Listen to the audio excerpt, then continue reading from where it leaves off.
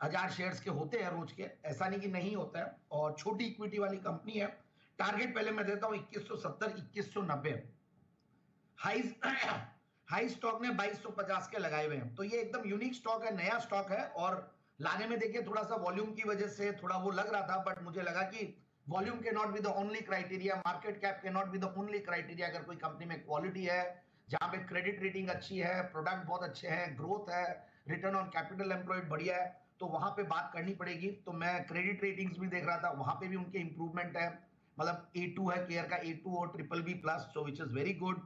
Company का experience promoters है, बहुत ही डायनामिक और एक्सपीरियंस प्रमोटर्स, बहुत बढ़िया ऑर्डर बुक पोजीशन में इंप्रूवमेंट है उनका। और ये जो सेक्टर है ये बहुत हॉट हो रखा है सेक्टर। देखिए ट्रांसफॉर्मर्स का सेक्टर गजब का कर रहे हैं, हमने पहले भी काफी ट्रांसफॉर्मर्स के स्टॉक्स दिए, पावर एंसिलरी स्टॉक्स पे काफी मुझे भरोसा है, और सरकार का जिस तरीके से इंफ्रा के ऊपर पुश है, तो ये सारी कंपनियों के पास बहुत जबरदस्त ऑर्डर बुक पोजीशन और बहुत बढ़िया काम कर रहे हैं। तो बेसिकली ये इलेक्ट्रॉनिक्स, टेलीकॉम और पावर और डिस्ट्रीब्यूशन के ट्रांसफॉर्मर्स बनाती है।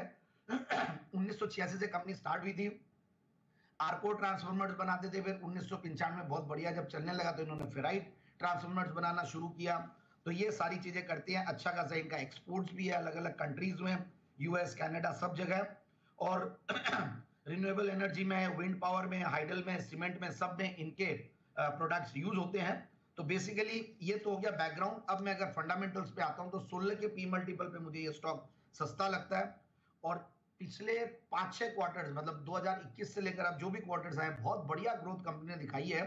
तो 53-54% की रिटर्न ऑन कैपिटल एम्प्लॉयड, 43% की रिटर्न ऑन इक्विटी, और पिछले 3 साल में सेल्स की क्या कर रही है 58%, प्रॉफिट की क्या कर रही है 208% पिछले 3 साल की। अब मैं एक बार और थोड़ा दूर पे चले जाए, थोड़ा और लॉन्गर टर्म देख ले, तो भी सेल्स की ग्रोथ 5 साल में 26% रही है, और सेल्स की प्रॉफिट की ग्रोथ 50%। एक zero debt company, strong current ratios, बढ़िया पियोत्रोस्की स्कोर, और छोटी इक्विटी, 4 करोड़ की इक्विटी वाली कंपनी है, और इसीलिए थोड़ा ज्यादा भाव दिखता है। और दूसरी बात और है कि मार्च 2022 में 7 करोड़ का पैट था, उसके सामने मार्च 2023 में 16 करोड़ का पैट है।